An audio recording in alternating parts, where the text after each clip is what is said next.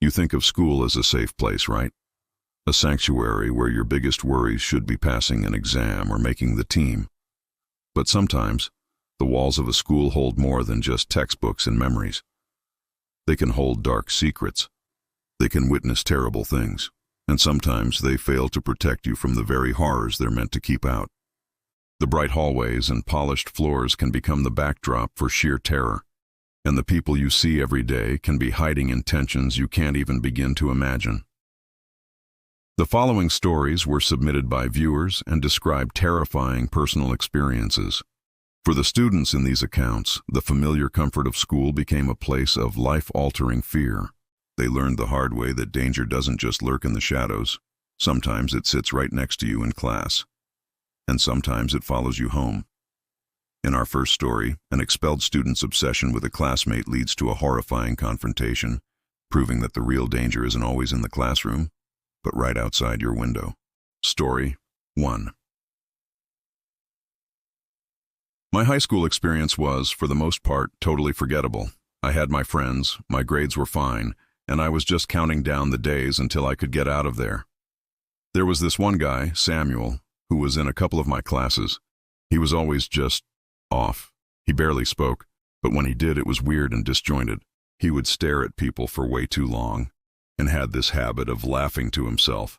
Most of us just wrote him off as a weird kid and kept our distance. Then, about 2 months before graduation, he got into a huge, violent fight and was expelled. We all heard about it, felt this unspoken sense of relief, and then pretty much forgot he existed. The final day of school arrived, a day that should have been nothing but a party. The final bell was our anthem of freedom. My friends and I were ecstatic, signing yearbooks and making summer plans. I went to my locker to clean it out one last time. Taped to the inside of the door was a folded piece of notebook paper. It had my name on it. I figured it was a joke from a friend, maybe a last-minute party invite. I unfolded it. The handwriting was jagged and angry. It was short, but every word sent a jolt of ice through my veins. It said, "I've been watching you. I see you every day. You can't hide." There was no signature, but I didn't need one. I knew, with a certainty that made me sick, it was from Samuel. But how? He'd been expelled for weeks. How did he get back into the school, past security, and get to my specific locker without anyone seeing him? My hand was shaking as I crumpled the note. The joy of the day just evaporated, replaced by this thick, suffocating dread. I didn't tell my friends. I didn't want to ruin their mood or sound crazy. I just wanted to go home, lock my door, and pretend it never happened. The drive home was agony. Every car behind me felt like a threat. Every person on the street seemed to be staring. I kept telling myself I was being paranoid, that it was just an empty threat. That night, I tried to forget about it. I was in the living room watching a movie with my family, trying to feel normal again. But I couldn't shake the feeling of being watched.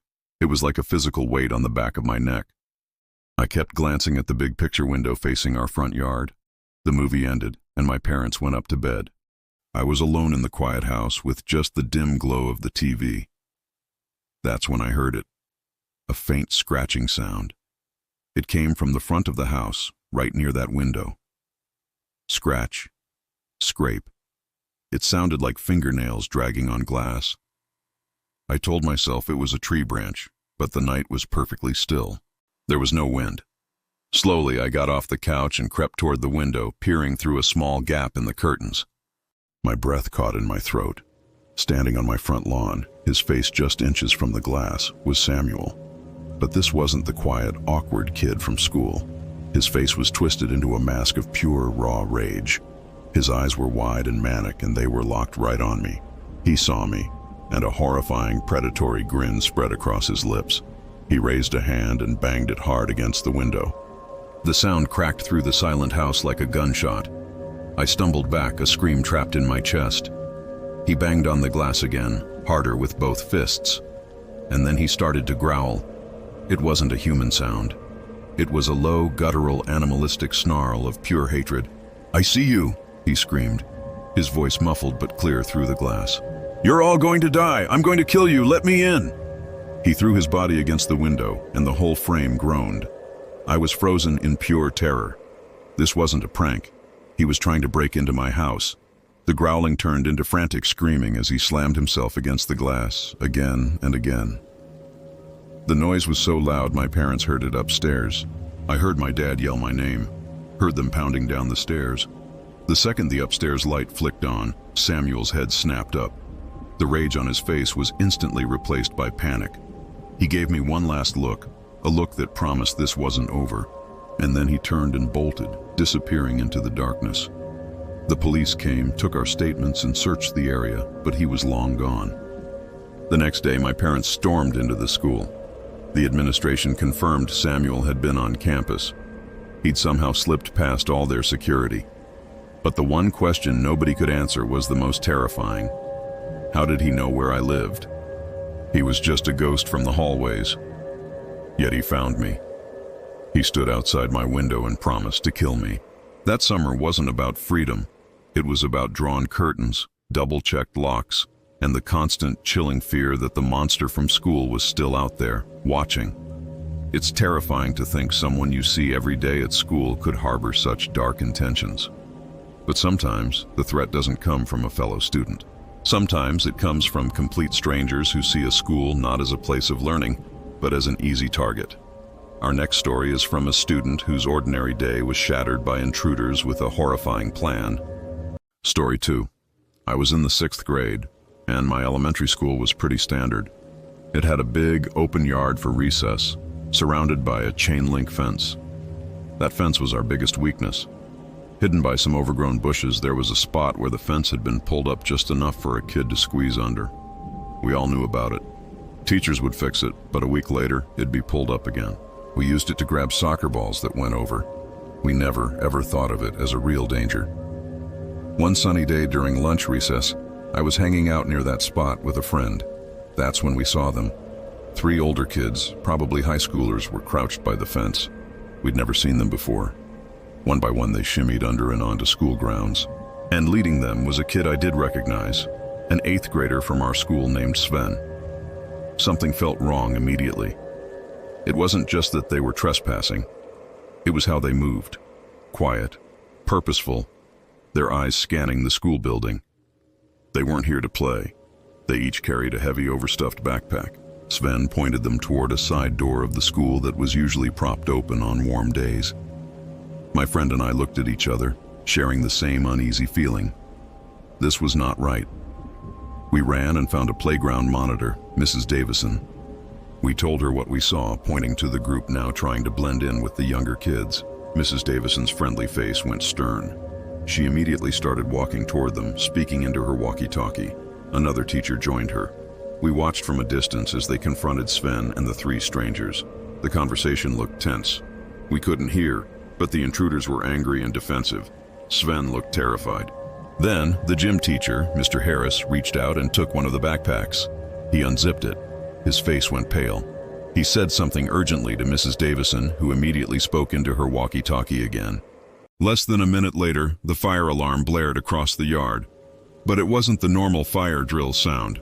It was faster, more frantic. Teachers were yelling, their voices filled with a panic I had never heard. Go! Go now! To the evacuation point! Don't stop for anything! Chaos erupted as hundreds of kids started running across the field. As I was running, I glanced back over my shoulder. I saw Mr. Harris holding the open backpack. Inside, I could clearly see a red gasoline can and a bundle of rags. The other teacher was holding a second backpack filled with tools, hammers and lighters. The realization hit me like a punch to the gut. They were going to set the school on fire, with all of us inside. By the time we reached the edge of the property, sirens were screaming in the distance. Police cars swarmed the school entrance. The teachers herded us together, trying to do a head count while keeping us calm. But we weren't calm. We were terrified. The school shut down for the day. The police took Sven and the 3 others into custody. The next day, the atmosphere was completely different. The gap in the fence was sealed with concrete and thick wire. Security guards patrolled the perimeter. But it didn't make us feel safer. It just reminded us of how unsafe we had been. It turned out Sven had been bullied by the older kids and agreed to help them sneak in to get revenge on a teacher. If my friend and I hadn't trusted our gut and told someone, they might have succeeded. The thought of what could have happened, the smoke, the panic, haunted me for years. It taught me that danger isn't always a monster in the dark. Sometimes it's a group of kids with heavy backpacks, slipping through a fence on a sunny afternoon. A stranger trying to harm you is one thing, but being betrayed by someone you trust is a completely different kind of horror. The next story is a harrowing account of what happens when that trust is not only broken but used as bait, leading to a nightmare that didn't end when the school day did. Story 3. Moving to a new town in Pennsylvania and starting at a new junior high was rough. I didn't know a soul, and that middle school desperation to make friends is a powerful thing. So, when a couple of girls, Sarah and Jessica, started being friendly, I was thrilled. They invited me to sit with them at lunch and actually laughed at my jokes. After about a week, they invited me to hang out with some other friends after school at a cool spot in the woods behind the school. I agreed immediately. The final bell rang, and I met them at the flagpole. We walked together, laughing, down a path that led into a dense patch of trees. The deeper we went into the woods, the more the playful vibe started to fade. Sarah and Jessica got quiet. The other friends were nowhere to be seen. A knot of anxiety started to form in my stomach. We came to a small clearing, and they stopped. "Just wait here," Sarah said, her voice suddenly cold. "They'll be here in a minute." Before I could ask who they were, I heard footsteps in the leaves behind me. I turned, and my heart dropped. It was a group of boys I didn't recognize, and they weren't smiling. Then, it all happened at once. Someone lunged at me, a hand clamped around my neck, nails digging into my skin, and pulled me off balance. As I gasped for air, I heard Jessica's voice, shrill and excited, shouting, "Grab her! Grab her!" Panic and adrenaline surged through me. I didn't know what they wanted, but I knew it was something awful. I thrashed wildly, kicking and clawing. The hand on my neck was strong, but my terror gave me a strength I didn't know I had. I twisted my body, broke the grip, and just ran. I didn't look back. I sprinted, lungs burning, branches whipping my face, the sound of their laughter fading behind me. I didn't stop until I burst out of the woods and saw the road to my house. I slammed the door behind me, a sobbing, hysterical mess. When my mom saw the deep, bloody scratches on my neck, her face turned white with rage. We took photos and went straight to the principal the next morning. With the pictures, there was no denying what happened. Sarah and Jessica were questioned and, a couple of days later, expelled. For about a week, I felt a fragile sense of peace. I was shaken, and my trust was shattered. But I thought the worst was over. I thought I was safe. I was wrong. About a week after they were expelled, I woke up in the middle of the night. My room was pitch black, but something felt off. There was a draft. I always slept with my window locked, but a cool breeze was drifting into my room. I sat up in bed, my heart starting to pound. My window was on the first floor, but it was still a decent drop to the ground. Why was it open? As my eyes adjusted to the dark, I saw it.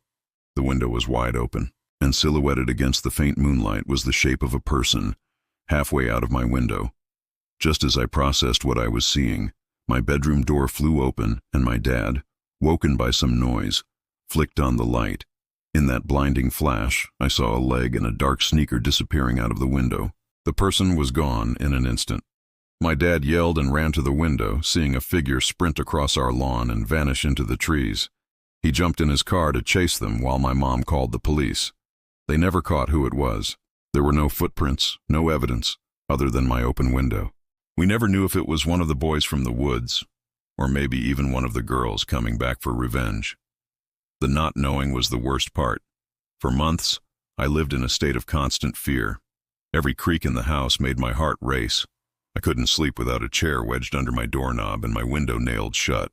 The attack in the woods was terrifying, but the silent intruder in my bedroom destroyed the one place I was supposed to feel completely safe, my own home. An intruder in your home is one of the deepest violations of safety there is. But a school itself can have its own security nightmares. Modern schools often rely on technology to keep students safe, but as this next story shows, even the most advanced systems are only as strong as their weakest link. Story 4. I was 16 and attended a large modern sixth form college in the UK, kind of like the last 2 years of high school.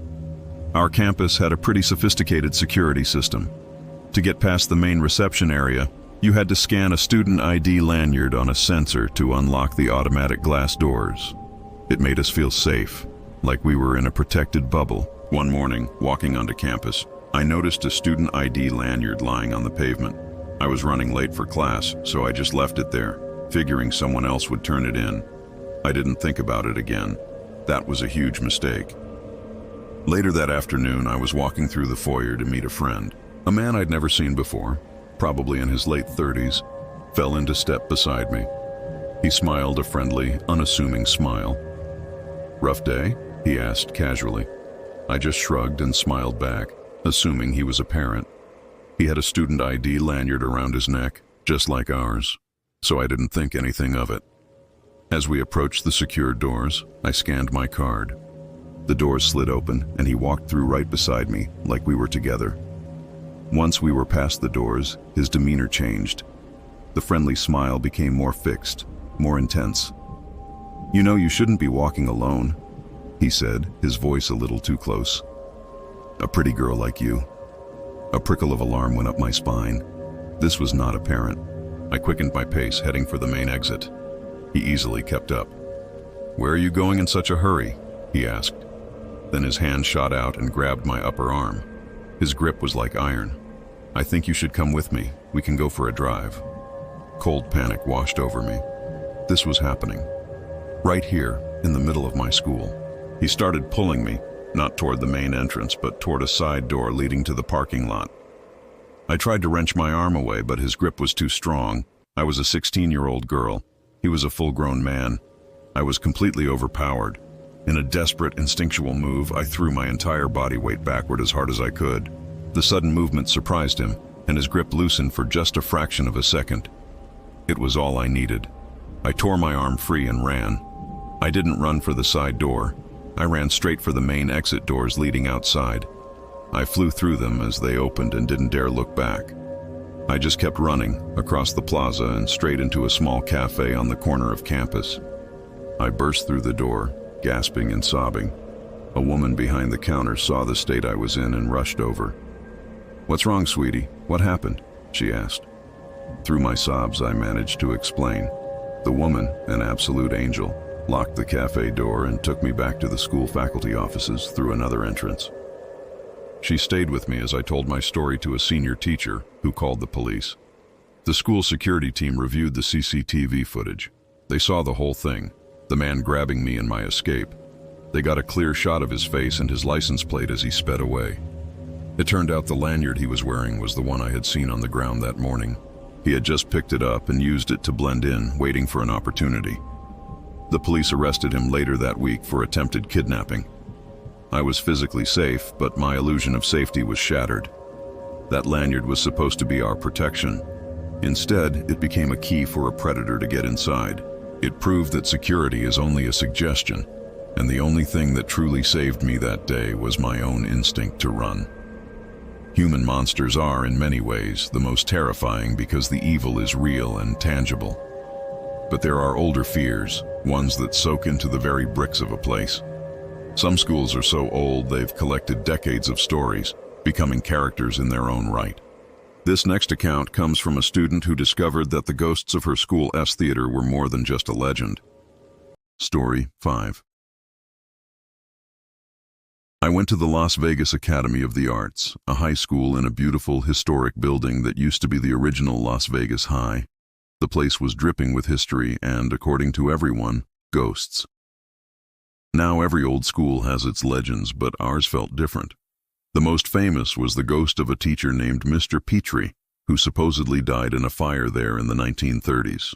People claimed to see his spirit, often as a man in a white tuxedo, sitting in the theater.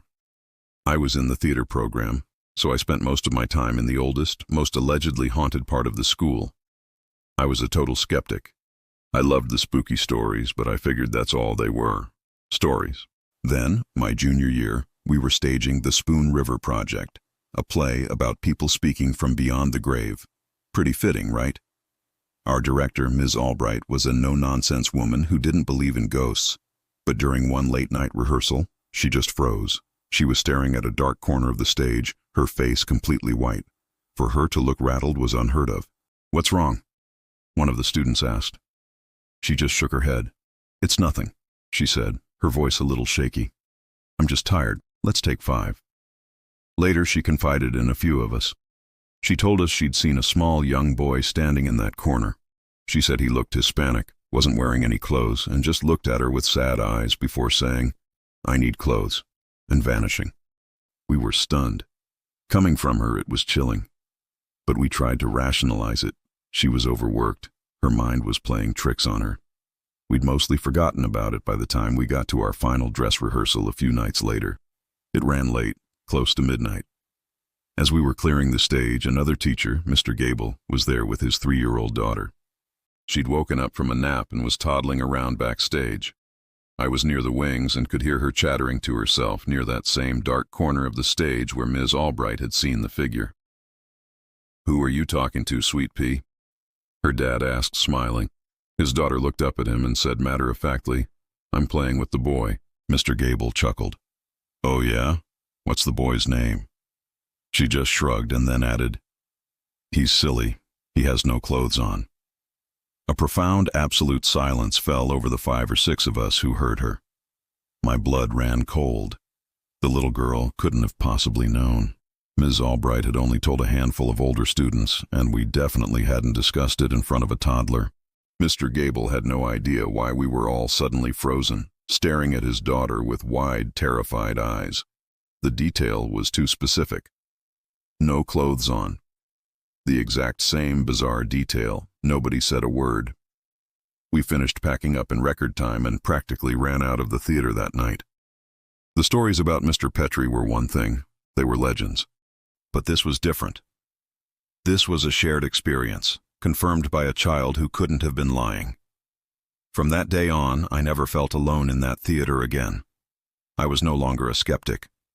I knew that when the lights went down, we were sharing the stage with someone else. A supernatural encounter is chilling because it defies explanation. But what can be even scarier is when the very people and systems designed to protect you in a crisis fail completely. Our final story is a terrifying reminder that during an emergency, human error can be the greatest danger of all. Story 6. I was in 7th grade, the year of my extreme clumsiness. A few weeks into the school year, I took a nasty fall and ended up with a severely sprained leg, a bulky brace, and a pair of crutches. Getting through the chaotic middle school hallways was a nightmare, but the worst part was PE. My coach made me dress out and sit on the gym bleachers to observe.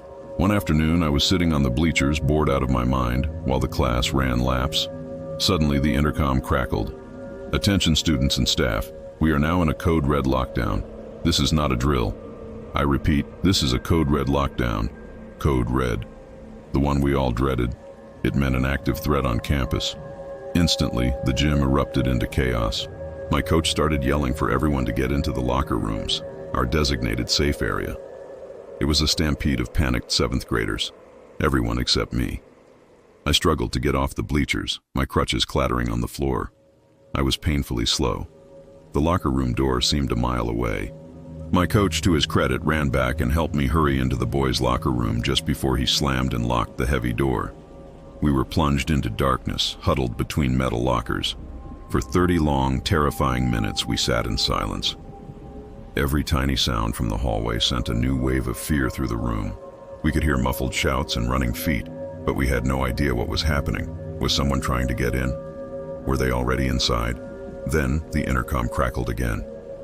"Attention, the situation has been updated. We are now in a code yellow. I repeat, a code yellow." A collective sigh of relief. Code yellow meant the immediate threat had passed, but we were supposed to stay put until the all clear. My PE coach, however, had other ideas. For some reason I will never understand, he decided code yellow was good enough. "All right, everyone," he said, way too cheerfully. "Let's head back outside. The weather is too nice to be cooped up in here." A few kids protested. "But coach, it's a code yellow. We're supposed to stay inside." He just waved them off. It's fine. The office is just being cautious. Let's go." And with that, he unlocked the door and led our entire PE class out of the secure locker room. The hallways were eerily empty. Every other classroom door was shut and locked, paper covering the windows. We were the only people out. And then he led us outside, back into the open field next to the school. I was more terrified in that moment than I had been during the entire code red. We were completely exposed.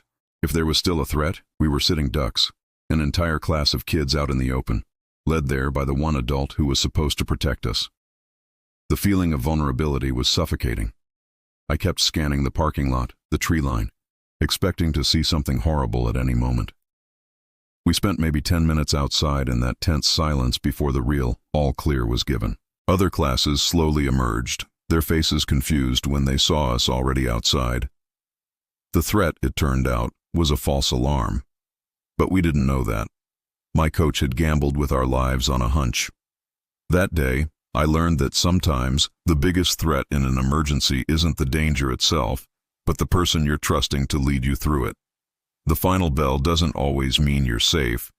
As these accounts show, the places we believe are most secure can harbor unimaginable dangers. The fear these students felt is real, and their stories are a chilling reminder to always trust your instincts.